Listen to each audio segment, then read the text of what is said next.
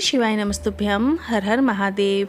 Peoples mall के पीछे करौंद, भोपाल, मध्य प्रदेश में गुरुजी पंडित प्रदीप मिश्रा जी के द्वारा वाची जा रही महामृत्युंजय शिव महापुराण कथा के चौथे दिन की कथा आज पूर्ण हो चुकी है। 5 दिवसीय शिव महापुराण कथा जो कि 10 जून से 14 जून तक दोपहर में 2 बजे से 5 बजे तक आस्था और यूट्यूब चैनल पर देखी जा सकती है।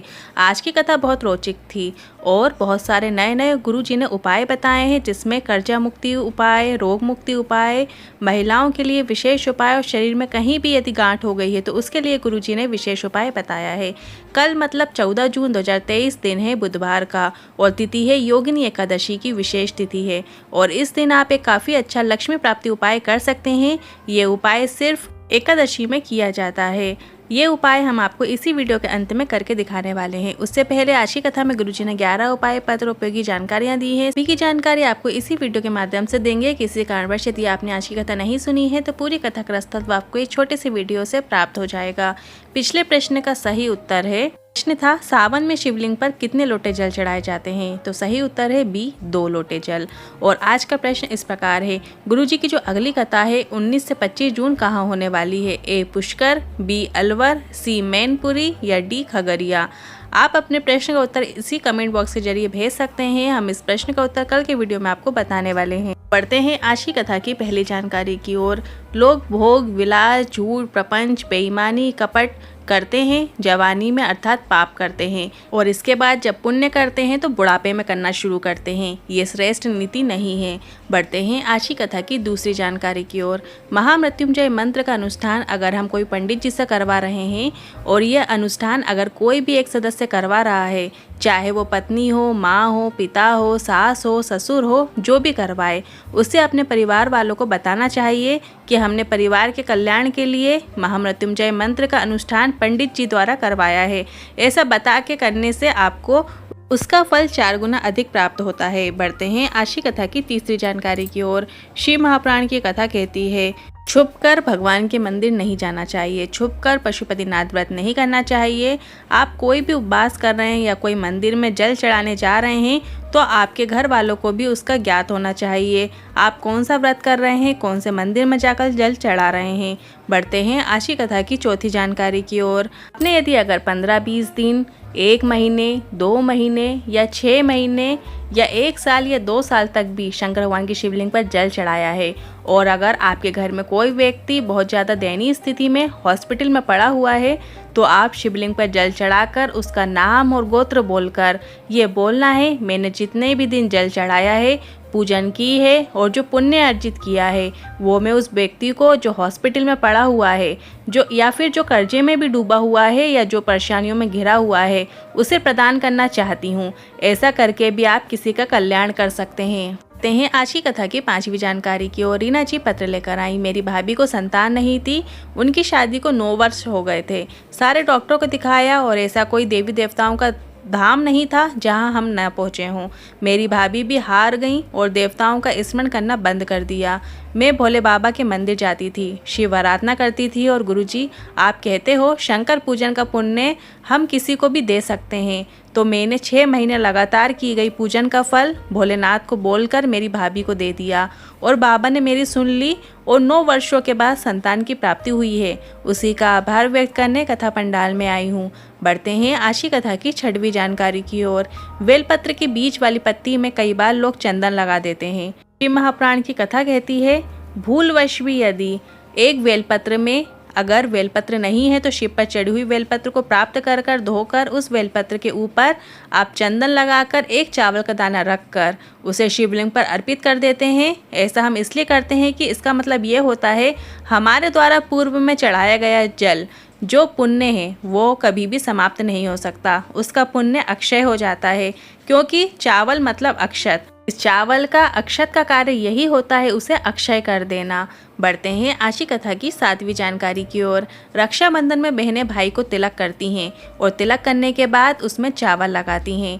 मंदिर में पूजन कर रहे हो या घर में कोई अनुष्ठान कर रहे हो तो पंडित जी आपके मस्तक पर तिलक करते हैं और चावल लगा देते हैं, अक्षत लगा देते हैं। आपके घर में शादी है या समारोह होता है तब अक्षत या चावल का उपयोग होता है। अक्षत का उपयोग शुभ कार्यों के लिए किया जाता है, पर एक ऐसा समय भी होता है जब तिलक लगाया जाता है, पर उसके बाद चावल नहीं लगाया जाता, अक्षत नहीं लगाया जाता।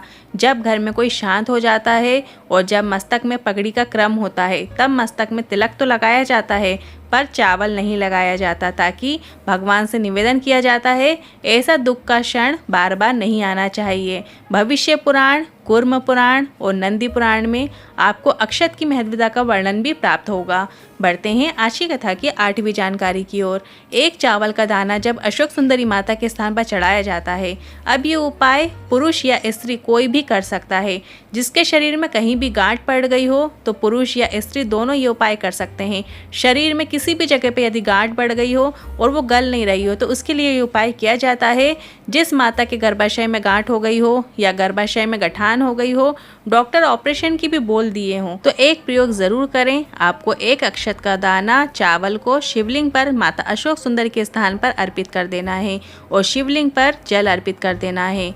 मतलब आपको जो अशोक सुंदरी माता का स्थान है, शिवलिंग में जलाधारी में जो बीच में मोटी लाइन होती है, वहाँ पर आपको एक चावल का दाना चढ़ा देना है। इसके बाद एक कलश जल शिवलिंग पर श्री शिवाय नमस्तुभ्य मंत्र के साथ अपने मन की कामना करते हुए चढ़ा देना है और उस जल का आपको आचमन भी करना है। बस आपको इतना ही करना है। आप लगातार ये उपाय 3 महीने या 4 महीने करके देखिए, गुरुजी ने कहा है। उसके बाद जांच करा के देखिए, आराम ज़रूर लगेगा। बस आपको शिव के प्रति विश्वास अटूट होना चाहिए, तभी आपको फल की प्राप्ति होती है। बढ़ते हैं आज की कथा की 9वीं जानकारी की ओर। गंगा जी पत्र लेकर आई। एक चावल का दाना और एक लोटा जल और एक बेलपत्र का क्या महत्व होता है। मेरे पति को एक गांठ हो गई थी और उस गांठ का ऑपरेशन करने को डॉक्टर ने बोल दिया था और गांठ इतनी विचित्र थी कि उठने बैठने में भी दिक्कत होती थी। पर शिवलिंग पर एक चावल का दाना और एक बेलपत्र अर्पित करना शुरू किया। शिवलिंग पर चढ़े हुए जल को पीना शुरू किया। सीहोर कुबरेश्वर धाम में जाकर रुद्राक्ष प्राप्त करके लाए और रुद्राक्ष का जल अर्पित करके उसका आचमन करना हमने शुरू किया। और जो डॉक्टर ने ऑपरेशन की बोले थे, उन्हीं के पास 22 दिन बाद जाकर चेकअप कराया तो डॉक्टर ने कहा गठान गल चुकी थी। अगला वर्णन इसी पत्र में लिखा था, मेरे बेटे को हाथ में सफ़ेद दाग हो गया था। हमने डॉक्टर को दिखाया, आयुर्वेद दवाई भी ली, पर दाग समाप्त नहीं हो रहा था। इसके बाद आपने शंकर भगवान के मंदिर में जाकर शमी पत्र का जो उपाय बताया था वो करना प्रारंभ किया और बाबा की कृपा से शिवलिंग पर चढ़ा हुआ जल हाथ में लगाते और उसका आचमन भी करा देते। और पूर्णिमा के दिन गाय के बछड़े के मुख में फेन प्राप्त करके उसे बच्चे के शरीर में लगाकर चांद की रोशनी में, पूर्णिमा की जो चंद्रमा है उसकी रोशनी में बैठाना हमने प्रारंभ किया। इस प्रकार से मेरे बेटे का शरीर का जो सफ़ेद दाग था वो समाप्त हो गया। उसी का आभार व्यक्त करने कथा पंडाल में आई हूँ। बढ़ते हैं आज की कथा की 10वीं जानकारी की ओर। तारा रजक जी पत्र लेकर आई। कलयुग में शिव युग आ गया है। मेरी जीभ में 2 गठान थी, उनका इलाज चलता रहा पर वो गठान ठीक नहीं हुई। खाने पीने से दिक्कत होने लगी और गठान का भी स्वरूप बढ़ने लगा। इसके बाद मेरी पड़ोसन ने कहा शिवलिंग पर जल चढ़ाओ और आचमन करो और साथ में दवाई चलने दो। इसके बाद मैंने शिवलिंग पर जल चढ़ाने लगी और बेलपत्र चढ़ाकर जल और बेलपत्र का आचमन करने लगी। बाबा का क्या बखान करूं, जो सिर्फ एक अक्षत और एक लोटे जल में प्रसन्न हो जाता है। मुझे मेरी गठानों का इलाज भी नहीं करवाना पड़ा और मेरी गठान ठीक हो गई है, गल गई है। उसी का आभार व्यक्त करने कथा पंडाल में आई हूँ। बढ़ते हैं आज की कथा की 11वीं जानकारी की ओर। अगर आप शिवालय में जाकर जल भी नहीं चढ़ा पा रहे हो तो जो माता या बहन या छोटा बच्चा भी शिवालय जल चढ़ाने जा रहा है, आप उसके दर्शन मात्र कर लेने से आपके पाप भी कट जाते हैं। बढ़ते हैं आज की कथा की 12वीं जानकारी की ओर। 14 जून और दिन है एकादशी का। इस दिन किए जाने वाले एक खास उपाय लेकर आए हैं गुरुजी पंडित प्रदीप मिश्रा जी के द्वारा बताया गया उपाय है। यदि आपको नौकरी का प्रयास कर रहे हैं और आपको नौकरी नहीं मिल रही है, नौकरी प्राप्ति नहीं हो रही है, या आप व्यापार व्यवसाय भी करते हैं पर आपको उसमें उन्नति नहीं देखने को मिल रही है, तो भी आप ये उपाय कर सकते हैं। आपकी कोई भी जो मनोकामना है जो बहुत लंबे समय से पूरी नहीं हो रही है, उसके लिए भी ये विशेष उपाय किया जाता है। साथ ही घर में धन संपदा बढ़ाने के लिए भी ये उपाय किया जाता है। इस उपाय को करने के लिए आपको गंगा जल की आवश्यकता होगी। एकादशी के दिन गंगा जल का विशेष महत्व है। आप 1 लोटा जल ले लीजिए। यदि आपके पास भरपूर मात्रा में गंगा जल नहीं है तो आप कुछ बूंदे गंगा जल की अपने जल कलश में डाल लीजिए।